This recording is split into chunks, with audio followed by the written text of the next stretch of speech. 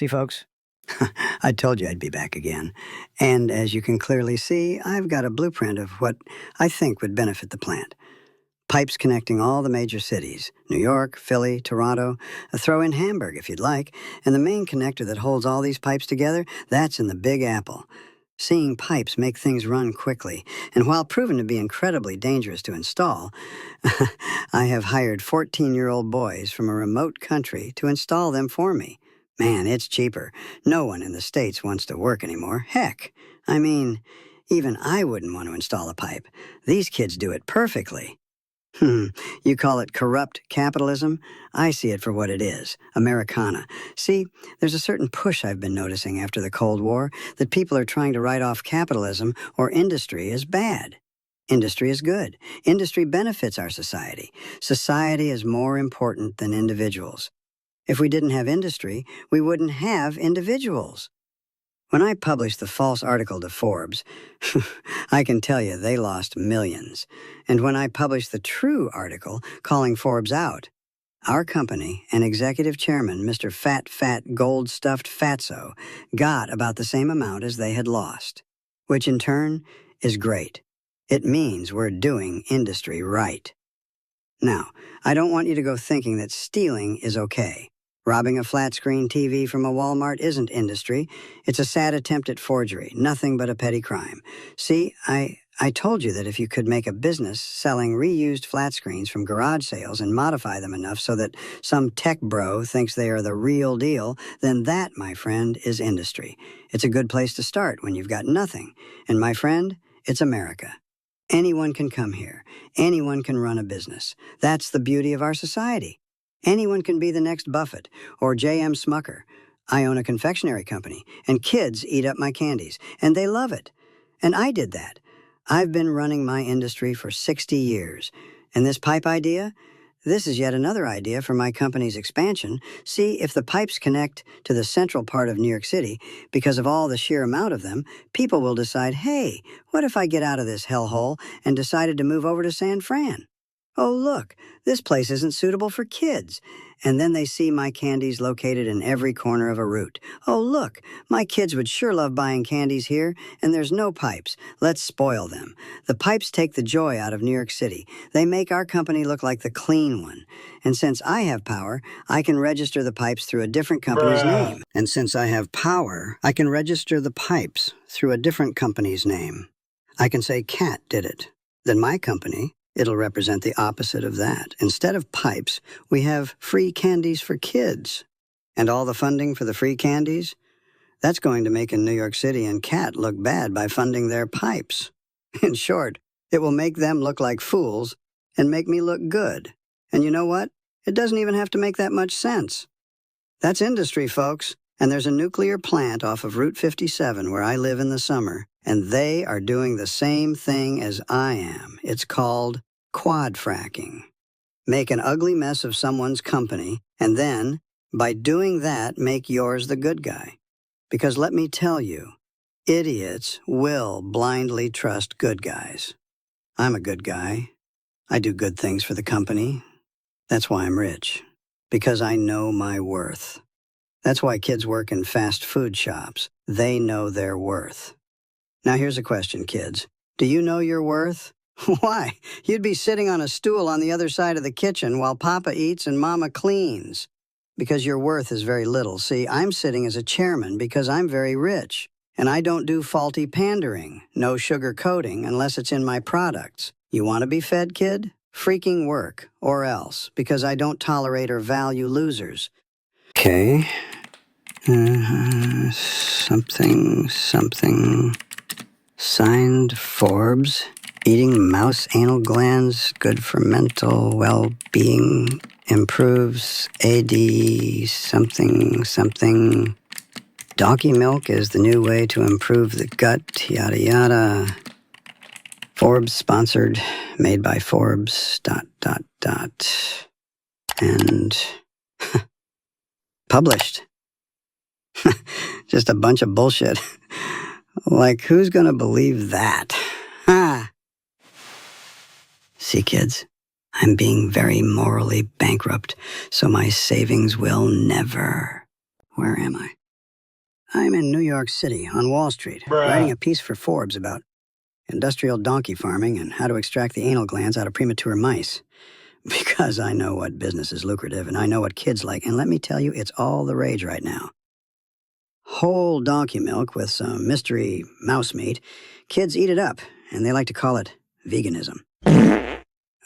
Now see, as an older dude, I'm writing against it. See, kids, when you're powerful, but albeit washed out, then you gotta get back at the young entrepreneurs somehow. As I like to call it, fairground propaganda. Or as liars like to call it, lying.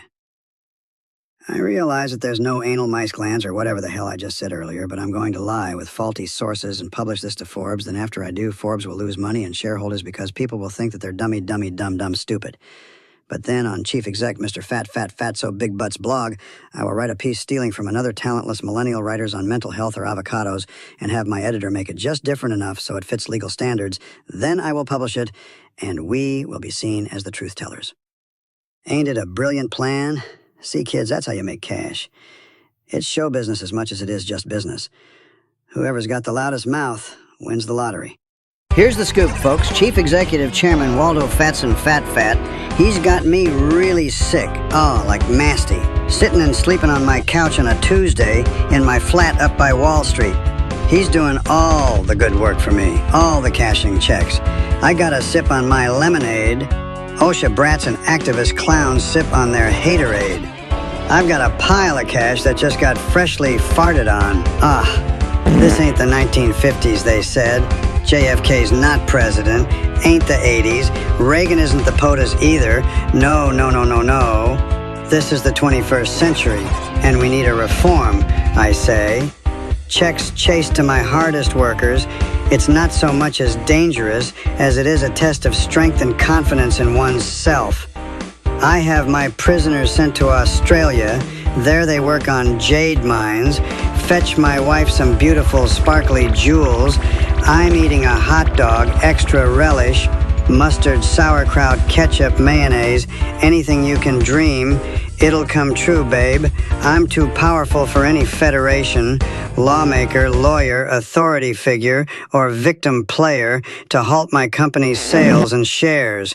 In fact, my shareholders are spamming my Hotmail inbox as we speak. As I'm sat in this New York City flat on a too big leather couch with my too big butt, with my too much cash, and I'm loving it. Just like I loved it when I ate my first Big Mac. My life. What I wouldn't do to be the fat chairman. I'm the real chairman, so, hey, Chief Executive Chairman, boss, CEO, runner-up, conglomerate, businessman, big cheese, moneymaker, breadwinner.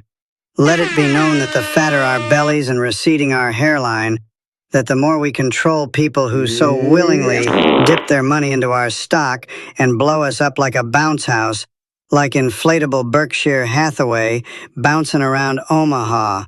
Like America, a true American, dipping into Halliburton, fishing into Microsoft, trying out Walmart, and eating out J.M. Smucker. Because this is a worldwide conglomeration. And it will guide forever our nation. Tune into the radio station, How to Get a Leech and Rich. Separation, dividend into cash, out of desperation. I'll run this to the ground, and I'll still be rich.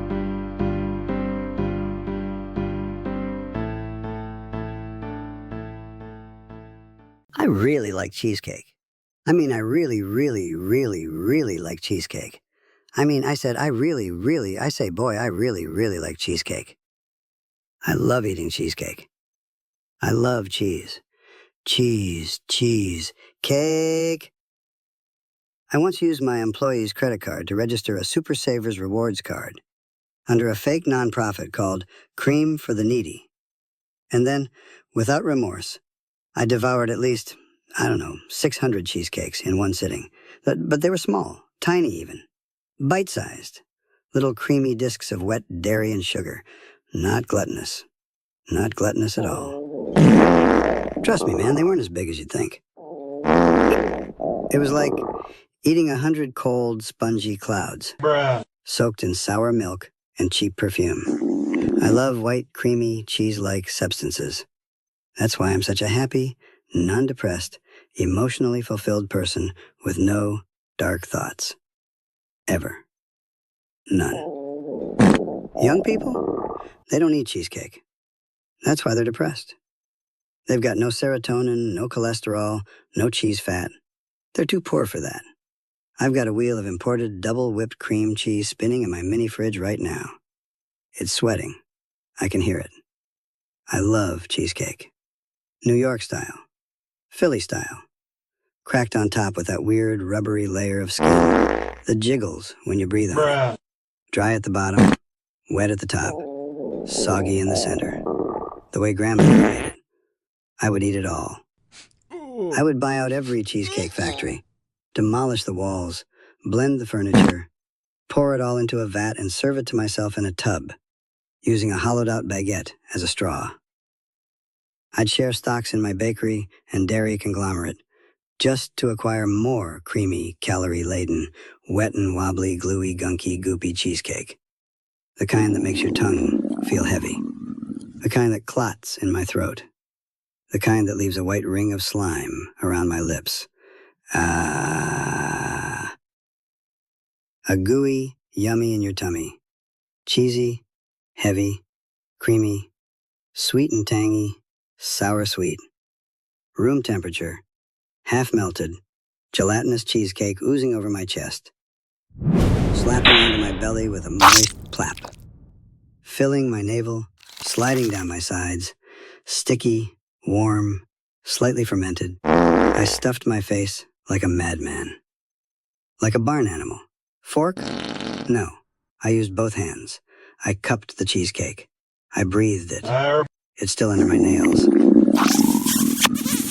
You might ask, what happens if law enforcement finds out I've been cutting checks and doing some, let's say, less than legal transactions? Well, let them try.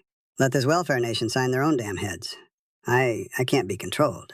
I've been sitting on a throne of cash for 65 years and nothing is going to change the fact that I value effort. Real effort.